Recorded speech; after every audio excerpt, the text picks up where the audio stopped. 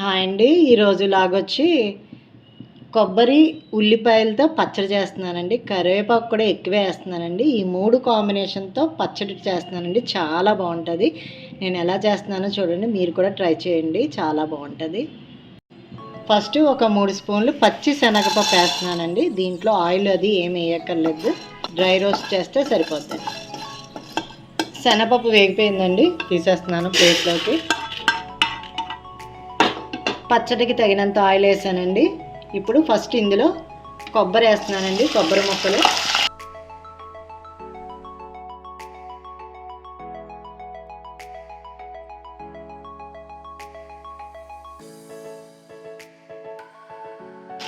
అట్లాగే ఒక వెల్లుల్లిపాయ, చిన్న వెల్లుల్లిపాయ మొత్తం వేసేస్తున్నానండి.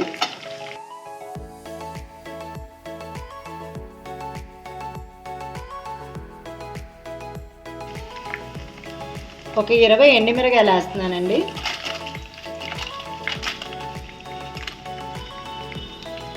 అట్లాగే ఒక 2 ఉల్లిపాయలు వేస్తున్నానండి, కట్ చేసిన ఉల్లిపాయ ముక్కలు.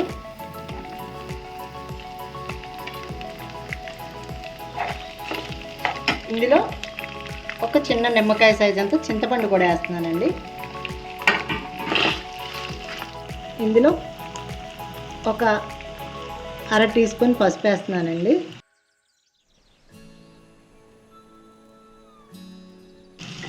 కర్రీ లీవ్స్ అండి, కొంచెం ఎక్కువ క్వాంటిటీగా తీసుకున్నాను, మొత్తం వేసేస్తున్నాను ఇందులో.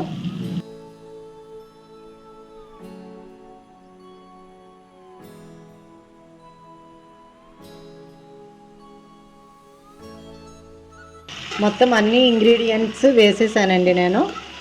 ఒక 5 or 10 minutes మధ్యలో మగ్గిపోద్దండి. ఇప్పుడు మూత పెట్టి వదిలేస్తాను.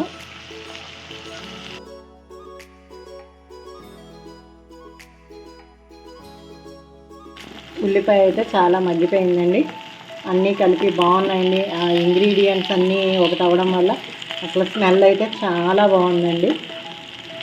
ఇప్పుడు మనం స్టవ్ ఆఫ్ చేసేసుకొని ఇది చల్లారిన తర్వాత మిక్సీ పట్టుకుందామని. మిక్సీ పట్టుకున్నప్పుడు ఈ మొత్తం ఇదంతా వేసుకుని ఇందాక మనం డ్రై రోస్ట్ చేసిన శనగపప్పు కూడా వేసేసి మనం మిక్సీ పట్టాలండి.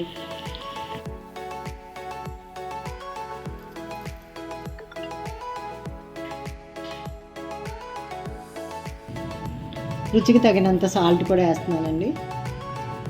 ఇప్పుడు మిక్సీ పట్టేసుకుందాం, చల్లారిపోయింది. ఇప్పుడు ఇందులో జీలకర్ర, ఆవాలు, ఎండుమిర్చి అండి పోపుకి.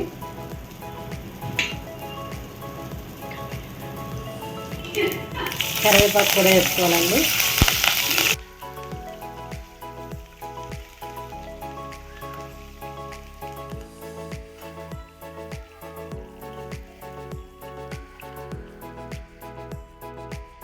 తాలింపు అయితే వేస్తానండి పచ్చళ్ళలో.